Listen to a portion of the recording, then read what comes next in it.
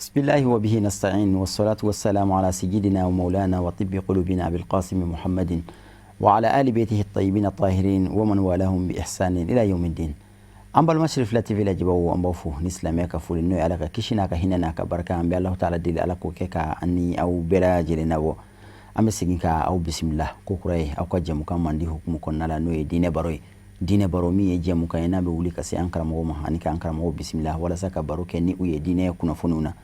bi ani ankara mo muso do be ñon fe ani ambalon muso no e madame Traoré Mariam Traoré la kalan kala do wajulu kala do dine bara kala do anabi na jeka boro ke dine kuna funi dola ayana nga do nga boro kono ami ambalon muso bismillah ka fay ko assalamu alaikum wa rahmatullahi ta'ala wa barakatuh. Wa alayka assalam wa rahmatullahi ta'ala wa barakatuh. Madam bismillah anga jabarani ka no e shirif la jabarani ami foki wali mano anga wele jabili la bi ame feka baruke fendo de kamina faka bon hadamadiya era la kosobe islam era do natinga hadamadiya era la kosobe no e maloye bi nani anga je kulule kan society ulai ame ayi ka foko maloya klale no mo la kosobe ala kira dum kuma anyi maloya nafaka yoro chamana aka kuma la kodoni ndo bino abitafo kuni mama maloya ko fefen kadi atiye kakake o maloya boli mo la ka chien mo bolo o keleme ka beke yere sako kelay min kadi mi obo fo min kadi mi oboke maloya bani de bo obo mo la anga nyingal folo mo matu maloya re fen jume na ama fo folo a'udhu billahi minash shaitanir rajim na bismillahir rahmanir rahim والصلاة والسلام على النبي رحمة بالخاسم محمد بن عبد الله نعم وعلى آله وأصحابه ومن والاهم بإحسان إلى يوم الدين وبعد السلام الله عليكم ورحمة الله تعالى وبركاته. وعليكم السلام ورحمة الله. سازكم أنينا ngayana ngado wala nakona mbaina Allah subhanahu wa ta'ala fi ala kamboshi shetanena shetani mi alika fere jugure kelembe ka maluya sama ka bo harama do nyana bi kosobe naam kofi ka kuma damnani Allah subhanahu wa ta'ala to ko barkali jiye hineni la haran nema kiran bela jeni ala mitai ka yina Allah subhanahu wa ta'ala fi ka nema ni kishi chama jiri ala kira ka sallallahu alaihi wasallam no khasim fai ana so dunge sanma ana ka sahabau ani mo de ko kubu sinda ala kira sinda nona komi ala ya fo chugamna laqad kana lakum fi rasulillahi uswatun hasana kaina Allah subhanahu wa ta'ala fi ala ka jin an bela jenima la kan bela jeni ke chidin la digi bagay amin ko fe ka laje jamani alla men jama kulu bela jeni fo yoro jamogo ani yoro surumogo minu ni dine barote temo ko wakati shila kada ka o magobe ukatine na komi ala kira ba fo chugamna sallallahu alaihi wasallam julusu sa'atu inda alimin afdalu min alfi rak'atin kasigi erkelen don baga kerefe kalame u baraji ka bon u fusamantia ka bon gateme joku bakelinga bayira ka fo dine baro adu emission koloshi bagaw ana lame bagaw be fusamantia bari kono kanyina ala fi ala kan nafa lambo ala amin ya rabbal alamin wala usazi yenyi ngali minke no ye maloyai maloyai fembay komi ala kira fo chugamna sallallahu alaihi wasallam ibora ka hadisa min kala no iza lam tastahi fasna ma shita ni ma maloya ika fenke mija ubayira ka fo maloya tim ko mina alibi so fempem udumana nana sigi ko ko mo la kuna foni ya maloya mi talindo akasika sinkan fanga ira adamadu na folo yere maloya ye mudi kitab tikuko ni ma maloya don al haya fal haya min akhlaqin karima kika donga fo maloya mi flenie jugu baridu maloya yi jugu bari al haya khuluqun karimun jugo de do jugo mi nakabo mo shite sika bonya fo kasi adana wal haya ko maloya mi flenie min sifati hamida ko mangutude do na fora ko karsa ye mugo mi nabe maloya doro o kore mangutu dori do ila mangutumi ibe tanu soro na ifambe la jene ako de koso waliza itasafa rabbuna jalla wa ala bil haya o de koso ala yere mi masabai aya yere mangutuni maloya Allahu akbar a ye mun de fɔ a ko inna allaha hayyun ko ale Allah subhanahu wa ta'ala ale bɛ maloya ale ala ka maloya in de kosɔn dɛ yastahayi ale ala bɛ maloya an yaruda yaday abdihi sifran iza rafa'aha ilayhi n'a ka jɔn y'a tɛgɛ kɔrɔta k'ale ala deli ale ala bɛ maloya k'a bolo langolo sigi ala ko k'ale yɛrɛ bɛ maloya o tuma masa bɛɛ maloyara yɔrɔ min na ne ni e kan kan k'a dɔn k'a fɔ ko maloya ko juguba de don kosɛbɛ naam a ko falhaya min akhlaqin karima ko maloya min filɛ nin ye jogobaw dɔ de don wa min akhlaqil mutawarisa anil anbiya alayhim salam ko wa maloya min filɛ nin ye jogo de don jogo min ni nabi ɲumanw tiɲɛ don o kɔrɔ ye nabi ɲumanw jogo tun ye maloya de wa anw fɛnɛ ka kan k'o jogo kelen ta ka da kan Allah subhanahu wa ta'ala ko al ulama warasatul anbiya dɔnnibagaw olu ye nabi ɲumanw tiɲɛ tabaga ye o dɔnnibagaw mana bɔ yen o ye khususiya ye aman Allah subhanahu wa ta'ala ko laqad kana lakum fi rasulillahi uswatun hasana liman kana yarjullaha wal yawmal akhir o b'a yira k'a fɔ bɛɛ lajɛlen fɛnɛ ka kan ka kɛ mɔgɔ ye mɔgɔ min n'a bɛ maloya a tange i ko k'i ye silamɛ ye ka da kan Ala ko kira kɛra ladegelibaga ɲuman ye anw ye wa Ala kira fɛnɛ ishtahara bayna qawmihi la kodona aka jamakulu cɛla ni jogo min ye o dɔ de ye haya u ye n'o ye maloya ye a ko de kosɔn Allah subhanahu wa ta'ala a y'a ɲini an bɛɛ lajɛlen fɛ an ka maloya komi n'a fɔ hadisa nana n'a ye cogoya min na inna mimma adraka nasu min kalami nubuwatil ula k'i k'a dɔn k'a fɔ jogo fɔlɔfɔlɔ min ni adamadenw y'a sɔrɔ nabi ɲumanw ka kumakan na kumakan fɔlɔfɔlɔ min n'u nana n'a ye o de ye k'a fɔ u jogo la fɔlɔfɔlɔ n'u jogo la kɔrɔtalen o de ye mɔgɔw tun don minnu n'u bɛ maloya a ko de la n'i ye maloya in ta k'a lajɛ قد رغب النبي صلى الله عليه وسلم في الحياة على كراي ملويا كان كسبه أيا نيني أمانتون بلا جنين كاكي مويه ما منو بي ملويا وحس عليه وعلى كراكلا كان شومتوني كاكي ملويا ينكا ودي قصن وأخبر على كراي كباريا صلى الله عليه وسلم أن الحياة كم ملويا من فلان يدا أستاذ ده شعوبتون ko bolo fara dɔ de don min shu'abil iman kabiri limaniya bolo faraw la fa yaqulu sallallahu alaihi wasallam o de la Ala kira b'a fɔ ne man kisi b'a ma al imanu bid'un wa sab'una ko limaniya yɛrɛ n'i y'a tila a bɛ taa tila yɔrɔ ma 70 ni dama dama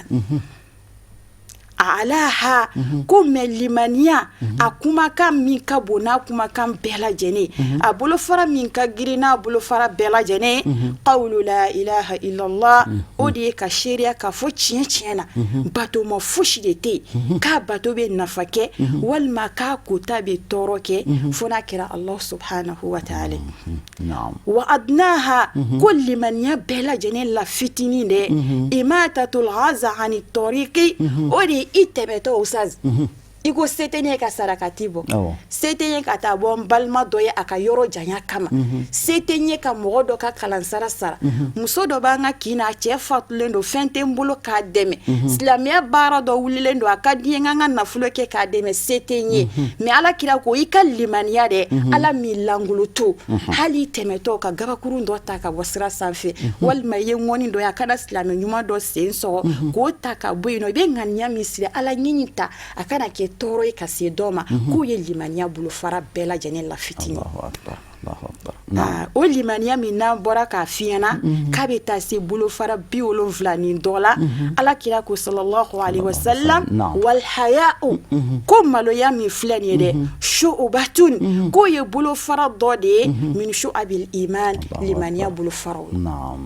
nin b'a yira an na k'a fɔ ni maa min tɛ maloya limaniya yɛrɛ t'a la mun na ka d'a kan ko maloya min filɛ nin ye dɛ ale de bɛ hadamaden tajahulu k'i bila fɛn dɔ bɛ yen i bɛ se k'a kɛ fosi tɛ bɔ a la mais ala sɔsɔ de don ala sɔsɔ in maloya de bɛ se ka kɛ sababu ye k'e dabiri ka i kisi ka bɔ i kana don ala sɔsɔ in na. A ko n'i ma maloya yɛrɛ dɔn hali bi ayatu hal muslima ne balimamuso e min bɛ ka an lamɛn dɛ a ko alhaya'u shu'batun min shu'abil iman ko maloya ye bolofara dɔ de ye kabiri limaniya bolofaraw walima limaniya jɔsenw na fal iman ko n'i ma limaniya yɛrɛ fɛnɛ dɔn an ko maloya ko ye limaniya dɔ ye o tuma limaniya ye mun de ye sisan ni maloya kɛra limaniya bolofara dɔ ye k'i k'a dɔn ka fɔ maloya ima tanfidu awamira limaniya de bɛ adamaden bila Allah subhanahu wa ta'ala ye yamariya baara ɲuman minnu na k'olu kɛ wa bu'du anil nawahi o de bɛ kɛ sababu ye k'i gɛn ka bɔ fɛn na Allah subhanahu wa ta'ala ye fɛn minnu haramuya i ma ala y'i bali ko minnu na a ko i k'a dɔn ka fɔ ni min filɛ nin ye a ko walhaya a ko maloya min filɛ nin ye mi rabbina jalla wa ala Allah subhanahu wa ta'ala yɛrɛ de ye maloya in ka wajibi anw ka an ka maloya ala ma muna n'i ye limaniya sɔrɔ limaniya min maloya ye a sinsinna ye o de b'i bila ka Allah subhanahu wa ta'ala ka yamariya ko k'olu kɛ Allah subhanahu wa ta'ala y'i bali ka bɔ fɛn minnu na k'olu to yen nɔ i bɛ maloya Allah subhanahu wa ta'ala yɛrɛ ma maloya tiɲɛ na a ko ustaz fa kullama qawiya al-haya fi qalbi al-mu'min qawiya haya'uhu min Allah أقبل على طاعة الله وابتعد عن مناهي الله أكو إكا دونك فو كما وكماني أدام ka maloya n'a bonyana i bɛna sɔrɔ a ka limaniya o fɛnɛ bɛ bonya ni limaniya bonyana kuma o kuma a bɛ adamaden bila baara minnu ka di Allah subhanahu wa ta'ala i b'o kɛ kuma dɔ la ustaz i bɛna sɔrɔ adamaden dɔ b'a ɲɛsin ma ni kɛlɛ a b'a ɲɛsin ma ni nɛnni a bɛ kuma lankolonw f'i ma e ye silamɛ ɲuman de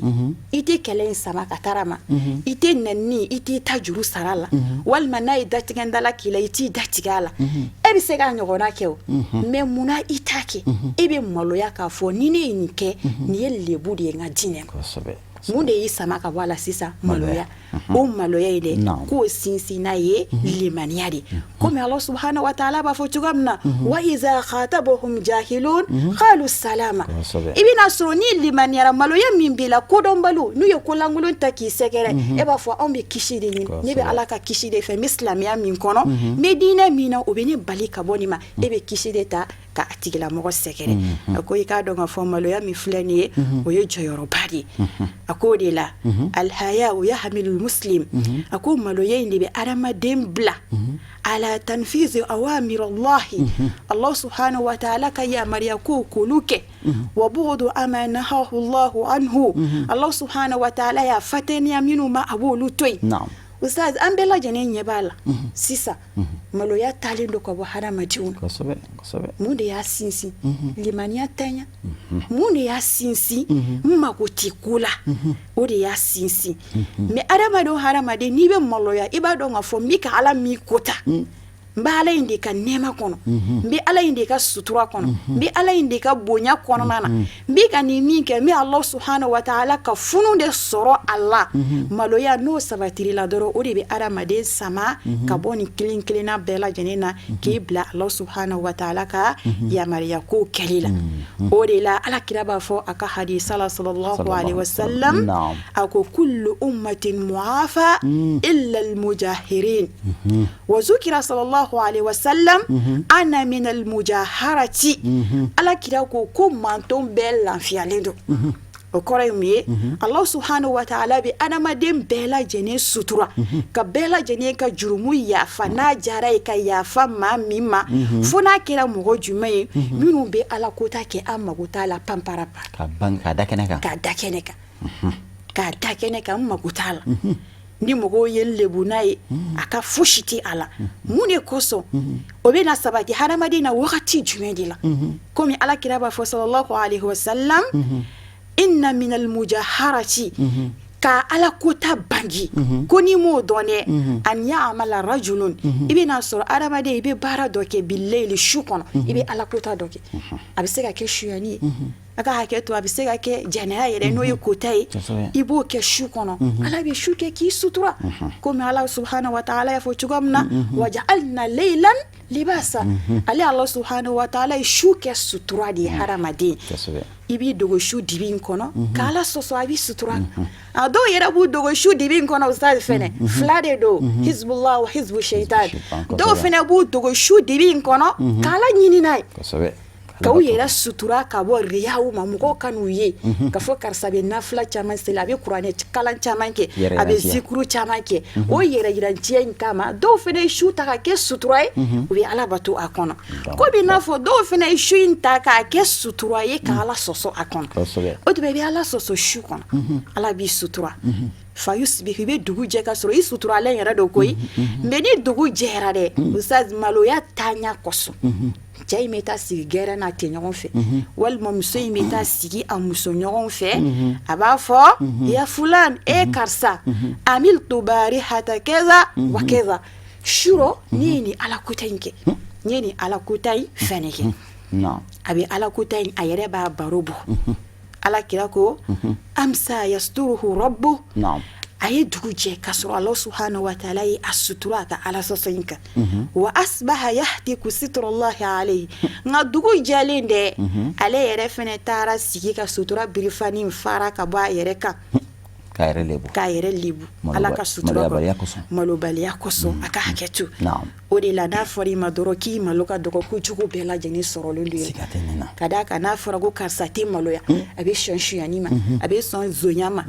a bɛ sɔn janfa ma a bɛ sɔn namara ma a bɛ sɔn jɛnɛya ma a bɛ sɔn hali dangadenya yɛrɛ ma munna ka d'a kan e masa fila min kɛra sababu ye ka na ni e ye diɲɛ kɔnɔ n'i y'a ye bɛ ba olu ka kuma ma maloya de ci la n'o tɛ mɔgɔ yɛrɛ k'a dɔn k'a fɔ karisa tɛ sɔn a masa ka kuma ma o lebu n'a y'a sɔrɔ maloya b'i la o bɛ don i ni dangadenya cɛ k'a fɔ karisa yɛrɛ ye ala kotala ye walima karisa ye zonba ye ni maloya b'i la o bɛ don i ni nin kelen kelenna bɛɛ lajɛlen cɛ a ko o de la falmujahiruna biljaraim mɔgɔ minnu bɛ ala sɔsɔ kɛ panparanpa walmu'linuna laha ani maa minnu b'a a dakɛnɛ kan allazina la yubaluna maza yafalun olu ye maaw de yɛrɛ usaz kumana mina maloya yɛrɛ taara ka b'u la u yɛrɛ t'a dɔw bɛ min kɛ bilen yɛrɛ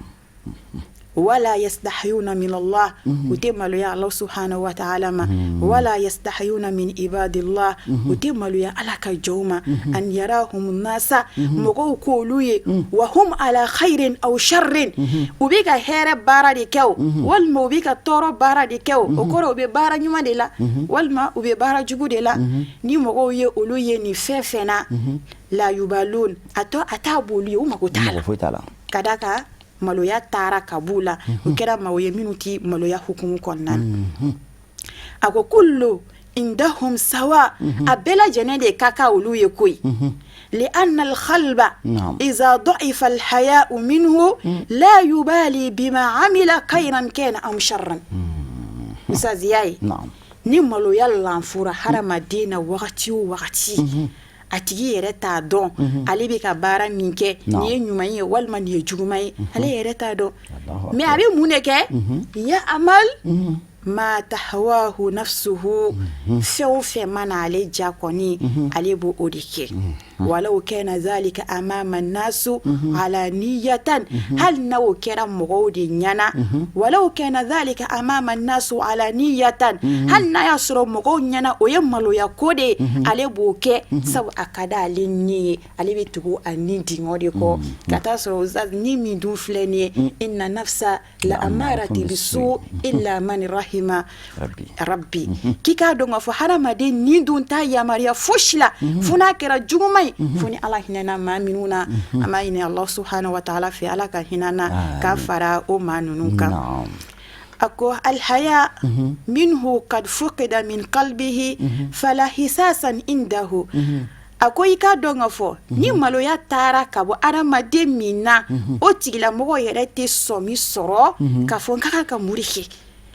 maloya n'o taara ka bɔ ale la ka ban min mana ja ale ni ye dɔrɔn ale b'o de kɛ a tɛ fosi lajɛ ka sɔmi sɔrɔ a la k'a fɔ n bɛna nin baara min kɛ n ka kunna wolo de b'a la walima n ka kuma sulu de b'a la bali maloya mana taa ka bɔ hadamaden na i bɛna sɔrɔ molobaliya ko yɛrɛ de bɛ kɛ ale diyaɲɛ ko ye a t'a degun yɛrɛ a kɛra ka aada ye ka d'a kan ni mɔgɔ mɛnna juguman na a bɛna k'i bolo ɲuman ye komi Alahu subhanahu wa ta'ala y'a fɔ cogoya min na faman zuyina lahu su'u amali fara'ahu hasana fa inna Allaha yudillu man yasha wa yahdi man yasha a ko i k'a dɔn k'a fɔ mɔgɔ min ni nin dingɔ maa sirila i bolo i nin dingɔ n'a maa sirila ka se a kɛ fɛn na hali n'a y'a sɔrɔ juguman de don dɛ Alahu subhanahu wa ta'ala ko a tigi yɛrɛ bɛna a ye ale bɛ ka nin min kɛ o ye ɲuman de juguman in bɛ masiri ale ɲɛkɔrɔ ka kɛ ɲuman ye masalan sigiɲɔgɔn tɔɔrɔ la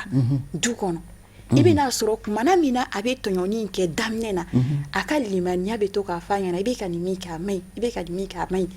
komi ala kira b'a fɔ cogoya min na sallallahu alaihi wasallam la yazni zani hina yazni wa huwa mu'minun kazalik barajugu kelekelenna bɛɛ lajɛlen b'o cogoya in na kumana min na i bɛna kɛ de adamaden yɛrɛ danna Allah subhanahu wa ta'ala fɛ ni fitra min ye ala min dan ni maasiya ye o tuma n'i ye maasiya o maasiya daminɛ limaniya in bɛ taa ka bɔ i la fɔlɔ i ni sitane bɛ gɛrɛ ɲɔgɔn na ale bɛ k'i ka numinɛ juru ye ale de bɛ kɛ i samabaga ye ka taa ala kota in ma ɔ kumana min na n'i ye ala kota in dabila limaniya bɛ segin ka na a segintɔ kana o sisan a bɛ lafo n'a y'a sɔrɔ a bɛ min a daraja la n'a sɔrɔ a bɛ 100% na a bɛ na 80% na o tuma i bɛ na ala sɔsɔ wɛrɛ kɛ a bɛ jigin kɔ tuguni limaniya in bɛ taa a bɛ jigin a bɛ taa a bɛ jigin f'a bɛ na lafo ka ban o tuma baara jugu in kɛ wagati a daminɛ wagati n'o ye molobaliya ko ninnu ye n'o ye ala sɔsɔ ko ninnu ye i bɛ na sɔrɔ a bɛ i degun mais taalen ɲɛfɛ limaniya bɛ na lafo a tɛ k'i ɲɛna fosi ye a bɛ kɛ yɛrɛ ɲɛna k'a fɔ ko ɲuman de don o de la Allah subhanahu wa ta'ala ko yudillullahu man yasha wa yahdi man yasha ale ala bɛ mɔgɔ fili ni mɔgɔ min y'a ja k'i kɛ maa molobali k'i kɛ ɲɛfaralen i tɛ maloya ka kuma fɔ i tɛ maloya ka baara kɛ i tɛ maloya ka tɔɲɔni kɛ i tɛ maloya ala ma i tɛ maloya ala ka jɔnw ma fɛn yɛrɛ bɛ na a ye k'a fɔ i bɛ ka nin baara min kɛ k'o de ye baara ɲuman ye wa ale ala bɛ mɔgɔ kisi ni mɔgɔ min y'a ja ka mɔgɔ kanda an ka ɲini Allah subhanahu wa ta'ala fɛ ala k'an fara jɔn kan ale ala ye jɔn minnu kanda amin mɔlimatu i b'a dɔn maloya walanda ye walanda ba de walanda fɛrɛlen ninnu hali ni tile bɛɛ kɛra a fɔli la a tɛ fɔ ka ban waati n'a cogoya kama ladilikan laban jumɛnw b'i bolo ka ɲɛsin mɔgɔw ma walasa maloya min n'a tilalen don mɔgɔw la maaw bɛ se ka segin ka na maloya ma cogoya min na alhamdulillahi rabbil alamin wa sallallahu ala nabiyyina Muhammad ladilikan labana komi yɛrɛ bɔra k'a fɔ cogoya min na maloya min filɛ nin ye a fɛrɛlen don kojugu sa hali n'an ko an bɛ tile bɛɛ lajɛlen kɛ an tɛ b'a la komi i y'a fɔ cogoya min na